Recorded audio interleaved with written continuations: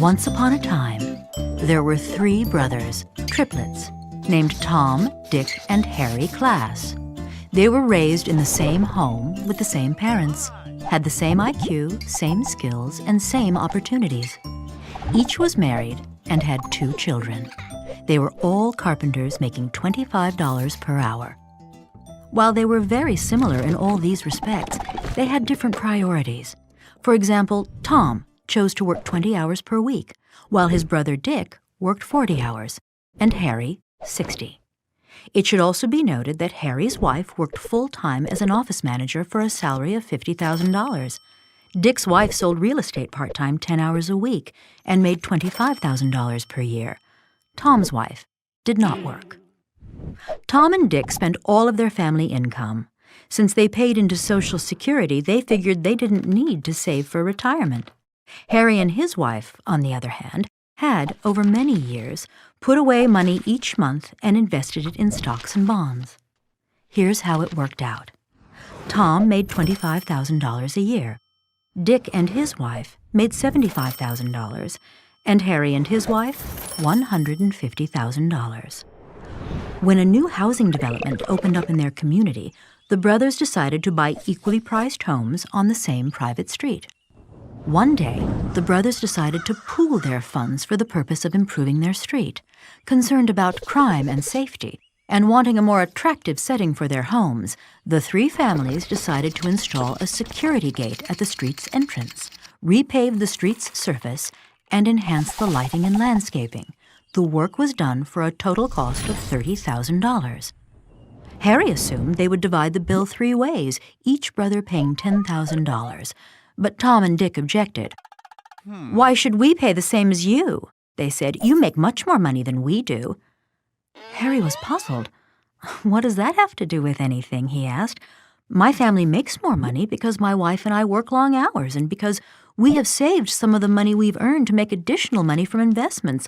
Why should we be penalized for that?" "Harry, you can work and save all you like," Tom countered. "But my wife and I want to enjoy ourselves now, not 25 years from now." "Fine, Tom, do what you want. It's a free country. But why should I have to pay for that?" "I can't believe you're being so unbrotherly," Tom argued. "You have a lot of money and I don't. I thought you'd be more generous."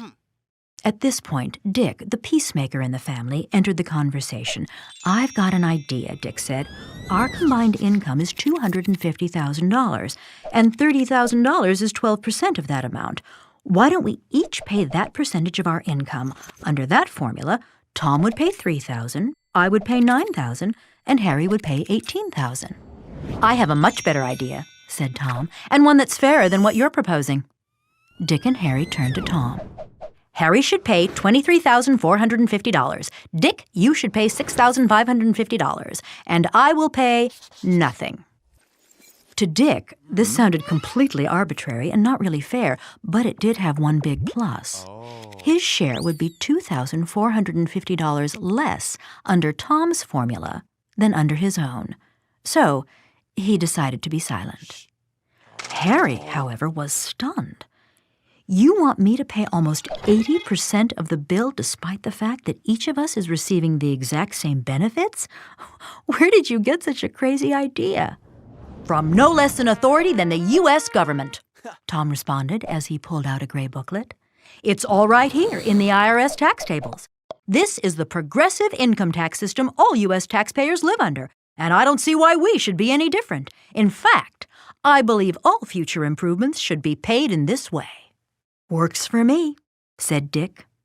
So, by a vote of 2-1, the cost of the street improvements was divided as Tom had proposed, even though they benefited equally, and even though the reason Harry had more money was that he and his wife had worked many more hours than his brothers and their wives, and had saved some of what they had earned, instead of spending it all.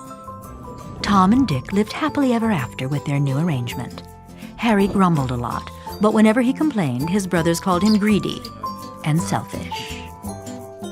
The end.